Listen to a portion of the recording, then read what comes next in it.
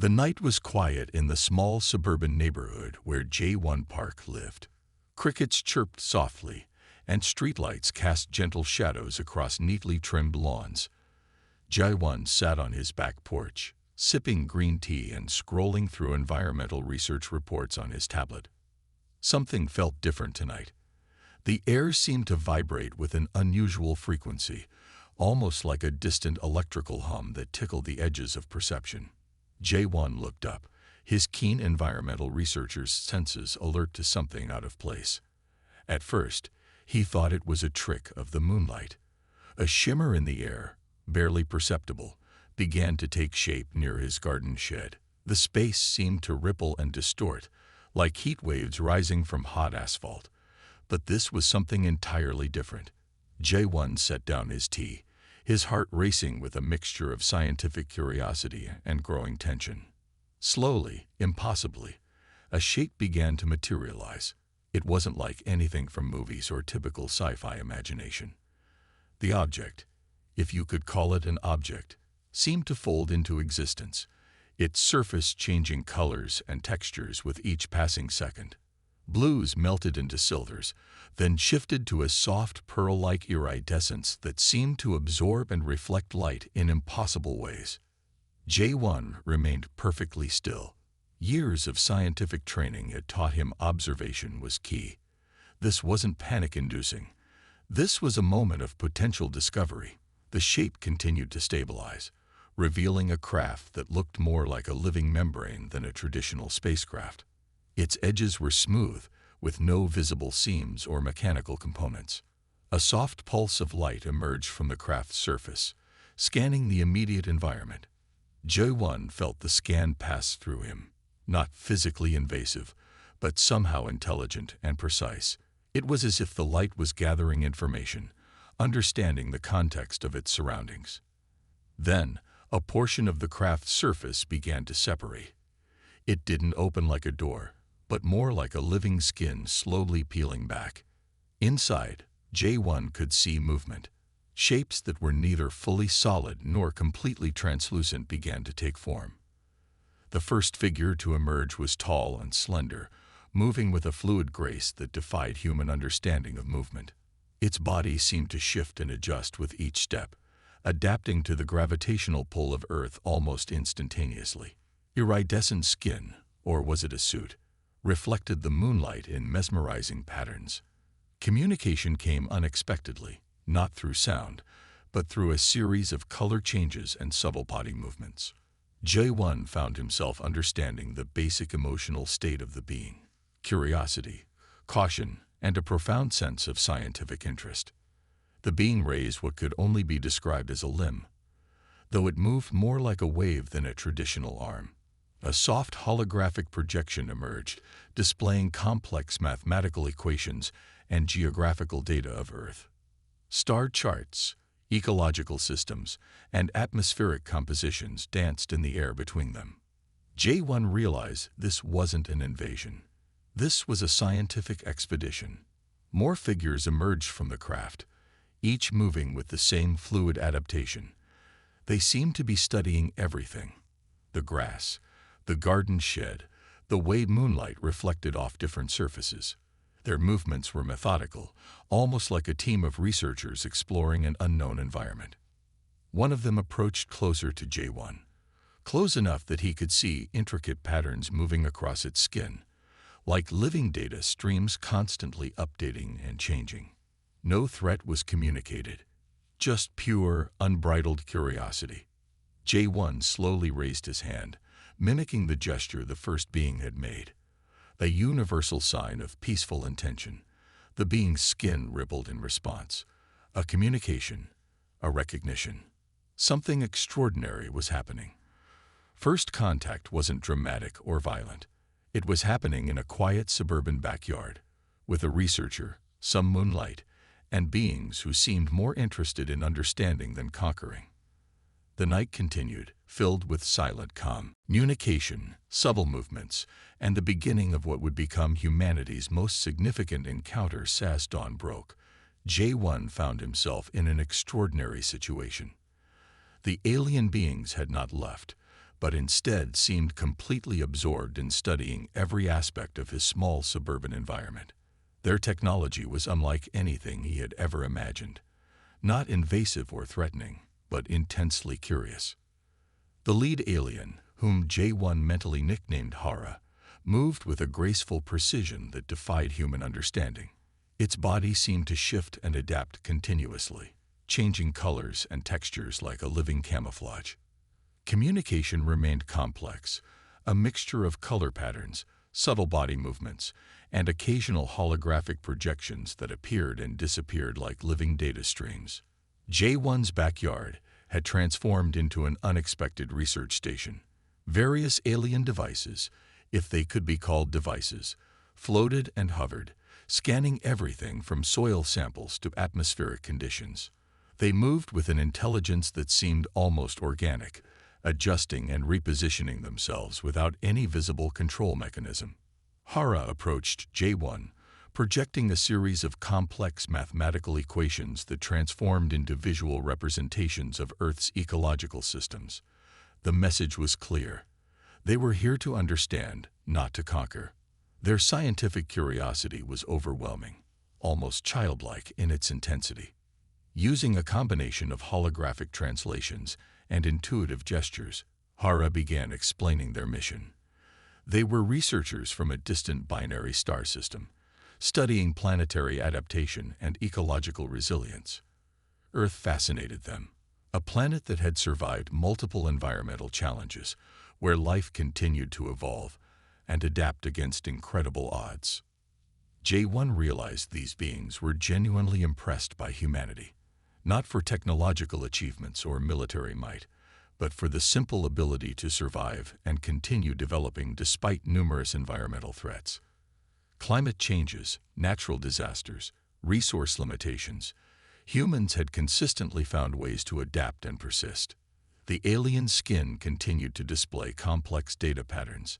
J1 noticed how these patterns changed based on their emotional and intellectual responses. When discussing complex ecological systems, the colors became more intense, almost vibrating with intellectual excitement. Surprisingly, Hara seemed particularly confused by human social structures. Through a series of holographic projections, they demonstrated their inability to understand complex human emotional interactions. Why did humans create complex social hierarchies? How did emotional connections determine decision-making processes? J1 found himself becoming an unexpected translator of human experience. He explained concepts like friendship, family, and community, not through scientific terms, but through personal stories and emotional context. The aliens absorbed this information with an almost desperate curiosity. Their research methodology was fascinating. Instead of traditional data collection, they seemed to absorb information through a kind of quantum-level observation.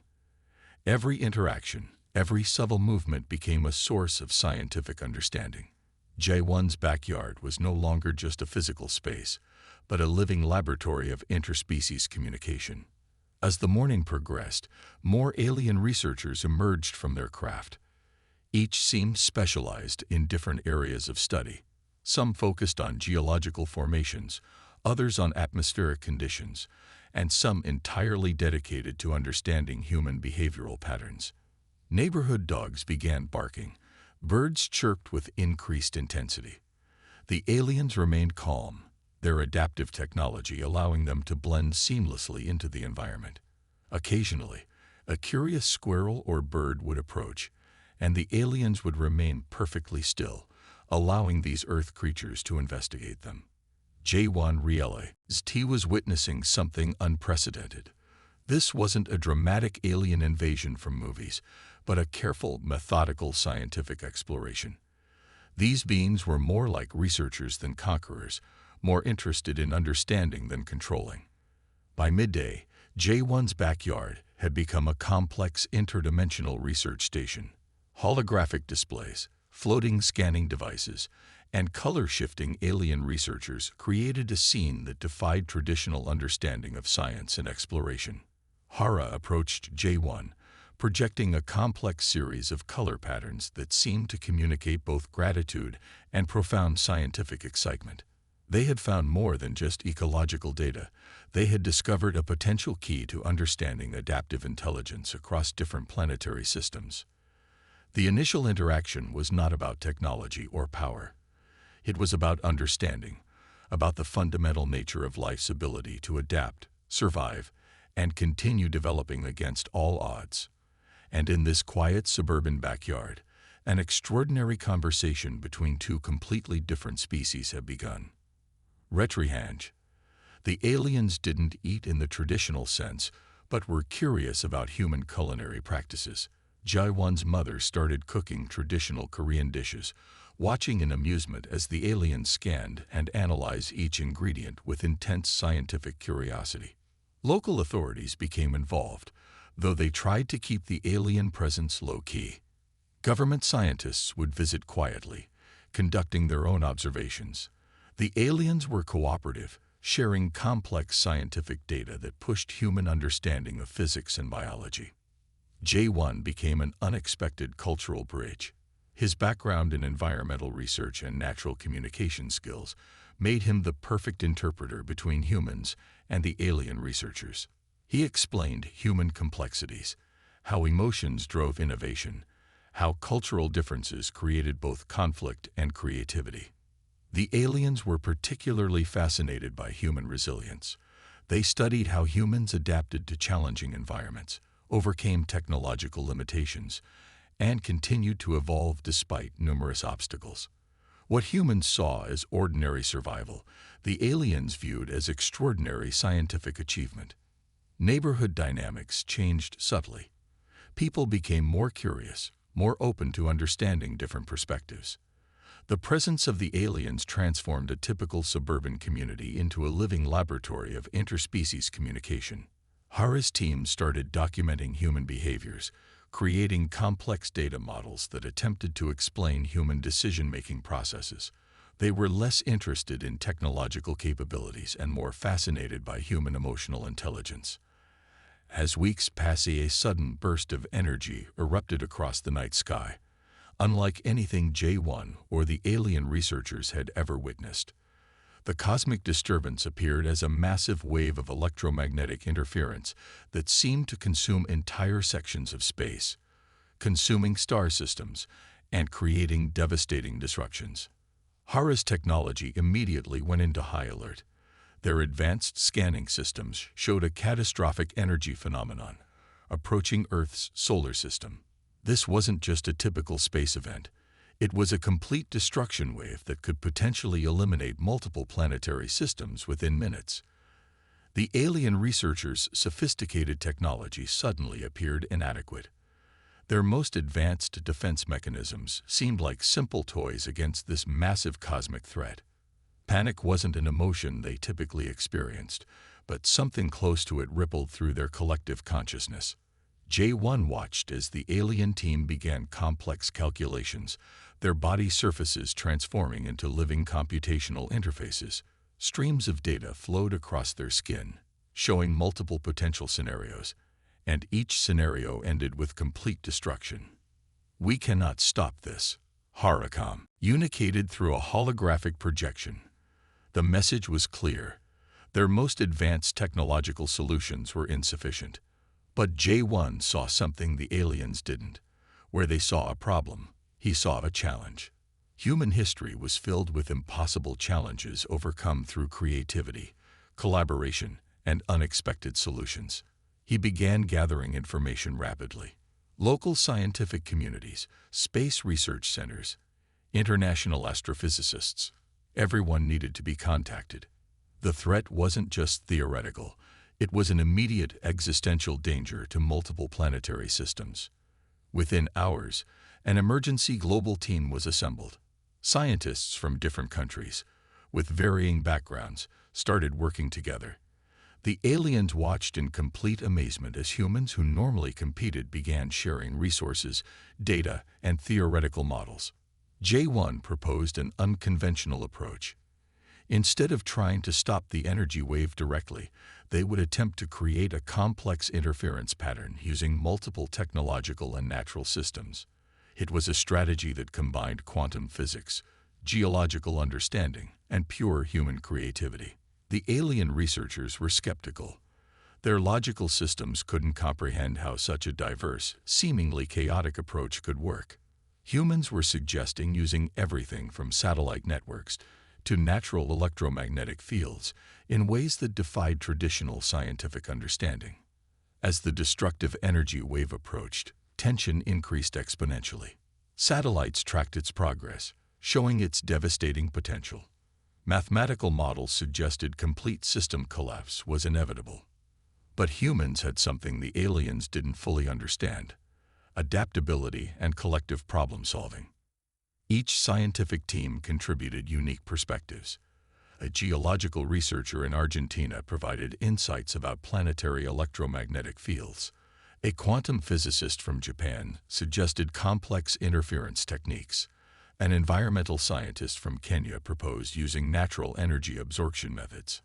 Hara and their team watched in complete fascination. Humans weren't just fighting. They were creating a living, breathing solution that evolved in real time. Their approach was organic, changing constantly based on new information. The energy wave was now dangerously close. Traditional defense mechanisms would have already collapsed, but the human design system began to respond, creating complex counter-frequencies that started to destabilize the destructive energy pattern. It wasn't a clean or predictable solution.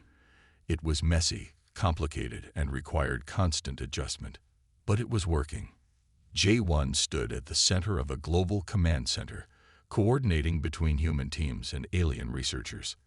His role was part translator, part strategist, bridging two completely different approaches to problem solving. As the final stages of the intervention began, something remarkable happened. The destructive energy wave didn't just slow down, it began to dissipate. Complex interference patterns created by the human design system were successfully neutralizing the cosmic threat. The aliens were stunned. What their most advanced technologies couldn't solve, humans had managed through creativity, collaboration, and an willingness to try unconventional solutions. Hara's color patterns shifted in what could only be described as pure amazement. Humans had not just survived, they had transformed a potential extinction-level event into a moment of collective triumph. Retrieve, the aftermath of the cosmic crisis, transformed everything. J1 stood at the center of a global celebration that transcended national boundaries, cultural differences, and even species limitations. Humanity had done something extraordinary. They had saved not just their own planet, but potentially multiple star systems from complete destruction. Hara and the alien research team looked at humans with a completely different perspective now. What they had previously considered a primitive species was now revealed as something far more complex and remarkable. Their computational systems struggled to process the incredible collaborative effort they had witnessed. Global leaders gathered in a historic United Nations meeting. Scientists, political representatives, and now alien researchers sat together, discussing the implications of their joint survival. The energy wave incident had proven that collective intelligence could overcome seemingly impossible challenges. J1 became an unexpected global icon. His role in bridging human and alien understanding had been crucial. Media from around the world wanted to interview him, though he remained humble about his contributions. He understood that the triumph wasn't about individual achievement, but about collective human potential. The alien researchers began documenting human behavior with renewed interest. They discovered something profound. Human resilience wasn't just about technological capability, but about emotional intelligence, adaptability, and the ability to collaborate under extreme pressure. Scientific institutions worldwide started receiving unprecedented funding. The cosmic crisis had demonstrated that interdisciplinary approach could solve complex global challenges. Universities began creating new research programs that encouraged radical cross-boundary thinking. Hara's team started a comprehensive study of human problem-solving methods. They were fascinated by how humans could take seemingly unrelated information and create innovative solutions. Where alien logic saw barriers, humans saw opportunities. The global scientific community had transformed. Researchers who were previously competitive now sought collaborative approaches. International boundaries became less significant compared to the potential of collective human intelligence. Technological developments accelerated rapidly. The methods used to counter the cosmic energy wave provided insights into quantum computing, energy management, and complex system interactions.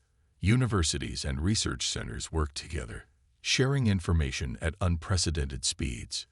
J1 continued working with the alien researchers, becoming a critical bridge between two completely different intelligent species.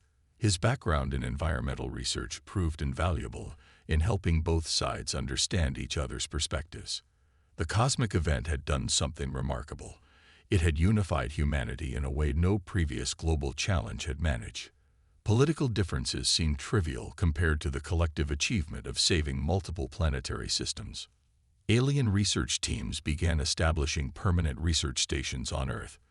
But these weren't invasion forces, they were collaborative scientific missions. Humans had proven themselves not as a species to be conquered, but as potential galactic partners. Educational systems worldwide started incorporating lessons about collaborative problem-solving. Students learned about the cosmic crisis as a turning point in human history, a moment when collective intelligence proved more powerful than individual technological capabilities. Hara's team continued to be amazed by human creativity.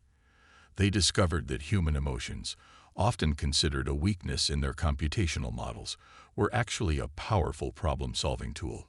Empathy, imagination, and collective motivation could achieve what pure logic could not. The global economy shifted. Companies that promoted collaborative approaches and interdisciplinary thinking became more successful. The lesson was clear: diversity of thought and cooperative strategies were more valuable than traditional competitive models. Environmental research received unprecedented support. The methods used to counter the cosmic energy wave provided insights into managing complex planetary systems. Researchers could now apply similar collaborative approaches to challenges like climate change and resource management. J1 often reflected on how a simple backyard encounter had led to this global transformation. The alien researchers who first landed in his garden were now respected scientific partners, working alongside human researchers to understand the universe's complex systems. International space exploration programs received massive funding. The cosmic crisis had demonstrated that humanity's future lay not in isolation, but in collaborative galactic exploration and understanding. As months passed, the story of humanity's triumph spread across different star systems. The alien researchers became ambassadors, sharing the remarkable tale of a species that could transform challenges into opportunities through collective intelligence. The universe had presented humanity with an impossible challenge. And humanity had not just survived, they had proven themselves as a potential galactic civilization with extraordinary potential. J1 looked at the stars, understanding now that the cosmos was not just a place of potential destruction, but of incredible collaborative possibility.